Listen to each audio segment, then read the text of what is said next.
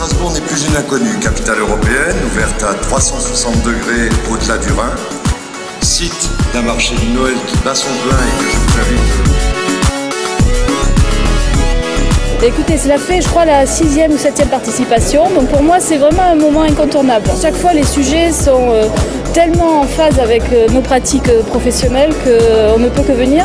Parce qu'on trouve des réponses ou au moins on peut échanger sur nos questions et ça c'est fondamental. C'est un lieu de rencontre, d'échange et chaque année on revoit des personnes, donc ça c'est vraiment très intéressant. Et on s'aperçoit qu'en matière d'écoute des habitants, qu'en matière de construction de dispositifs de pilotage ou d'expérience de mutualisation, il y a un bouillonnement, un dynamisme dans les collectivités sur lequel on est aveugle si on ne vient pas dans ces lieux-là.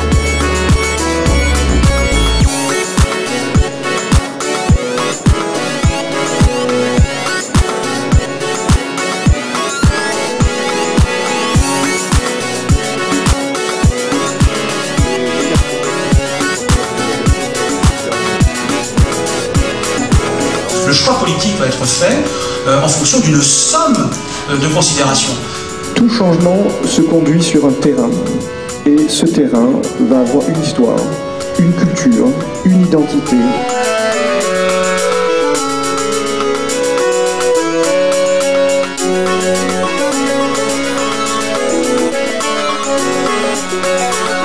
La soirée est assez conviviale, donc c'est assez sympa de retrouver les collègues d'autres collectivités partout en France, de discuter, d'échanger un peu sur les bonnes pratiques qu'on peut avoir et puis bien sûr profiter du spectacle et de ce qui nous est offert.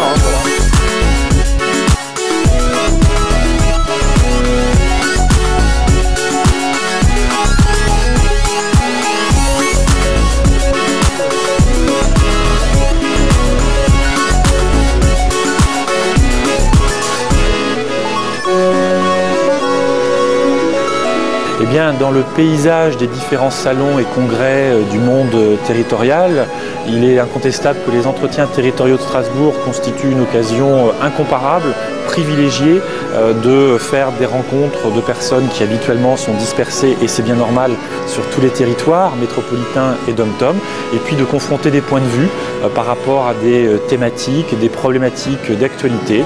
Et donc toutes ces pistes de réflexion, tous ces échanges de bonnes pratiques vont nous être très utiles quand nous serons de retour dans nos collectivités.